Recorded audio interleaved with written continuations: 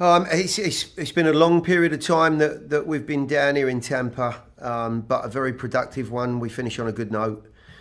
Number of things that I felt played into a much more constructive and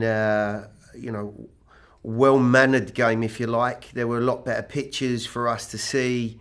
I'm sure the same applied to them. So two very different games against two very different opponents. Surface was very decent, which obviously helped proceedings.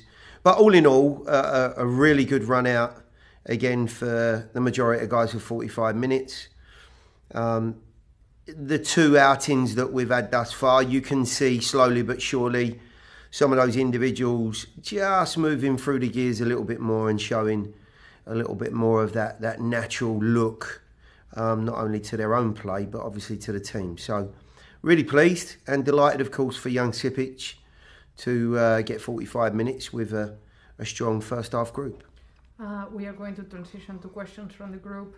Drake, go ahead and feel free to ask any follow-ups if you have them. Got it. Thanks, Chris. Gary, first things first, I guess from the past two games, we've seen Martino get some serious time for you guys. Does that have a direct correlation with Panico's status? What is his status? And from what you've seen from Martino, what's your overall first impression over the first two games? I'll ask the second question after the answer. Yeah. Yes, Elliot is more precautionary. A couple of things happened in training that we're just making sure he's in the right place. Therefore, Ben's had his first opportunities rather quicker than he may have done otherwise. Look, he's got all of the tools, the physical tools that you might expect from a top-class goalkeeper. He's a big boy, 6'5" plus, very broad, very courageous, but he's a young man, and that position normally takes a little bit more time to mature. I have to say today he was far more professional in his outlook than maybe on Saturday. He just tried to, I think, impress a little bit too much with his feet, and it caused him a couple of problems. Today he played within himself, to his strengths, and looked far better for it. So, he's a work in progress, but certainly a lot of tools to try and work with. My next question is, we didn't see Hani today, but I'm curious, what did you see in the first game and through preseason, first part of camp with him, given that he had a pretty successful year last year? From your perspective as a coach, how does someone who has achieved that much, leading goal scorer, Golden Boot, MVP, maybe not the trophies, but the level, how does one go about replicating that, and is that even possible to do like that back-to-back years?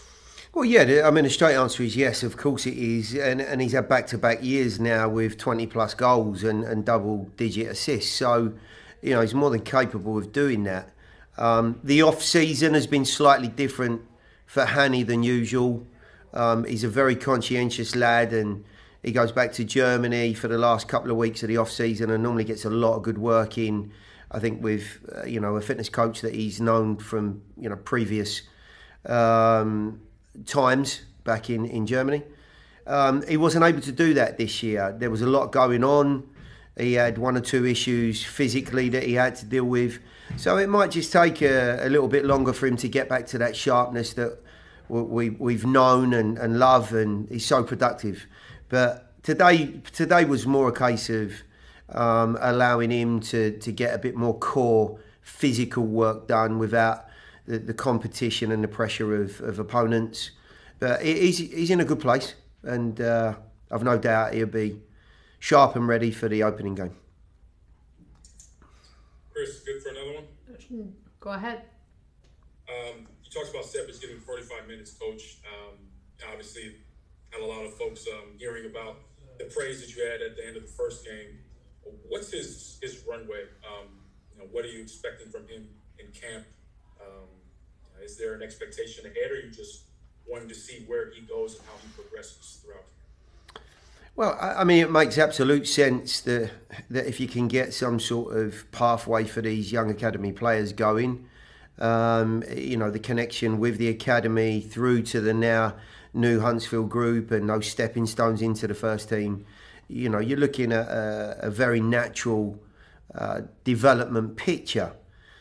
But you've got to be good enough. It doesn't, we're not just handing out opportunities because people populate our academy or Huntsville. If they're good enough, they'll be given a chance. And Adam's been absolutely terrific in the 2.5+ weeks that we've been down here. He's got through an awful lot of work. For a 16-year-old lad, he's really knuckled down, never heard him complain once. A lot of physical work. And he's also performed to a very decent level in and around, of course, an experienced group.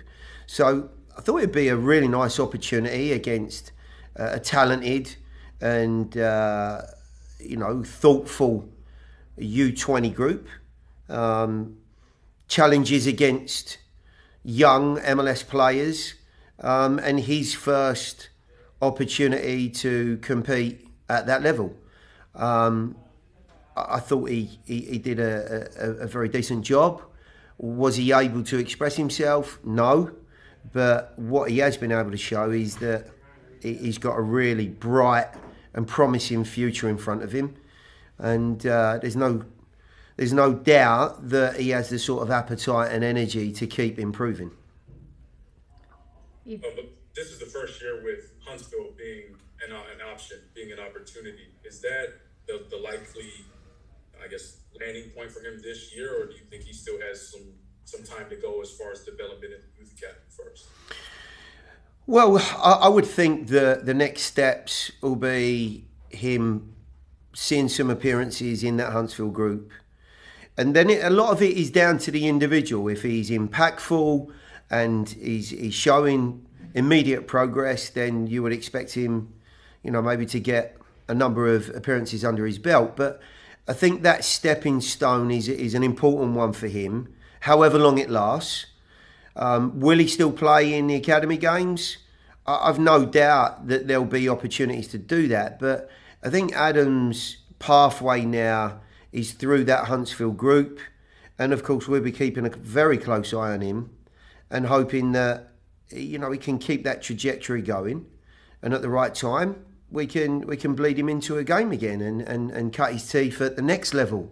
And I think it really is about the right opportunities, giving the lad the right moment when he's confident and he's playing well, and then taking him back out again and saying, okay, still some things that you need to improve, and we've got the right environment to do that now. One more question I had was about the guys who are still kind of recuperating. You mentioned after the first game, Dupuy having some muscle tightness.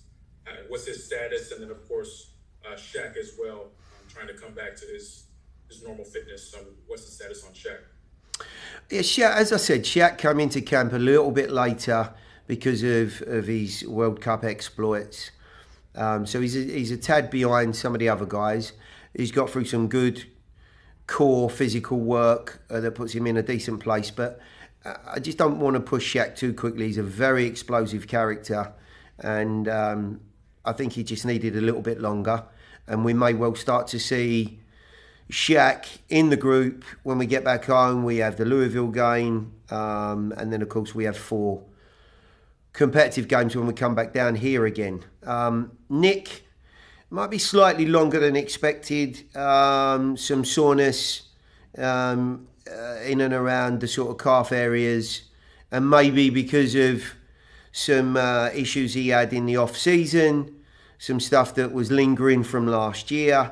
And we just want to be careful with him. He's a big guy, grounds are firm in most cases, and he may just be out of the firing line for a couple more weeks to get him in the right place.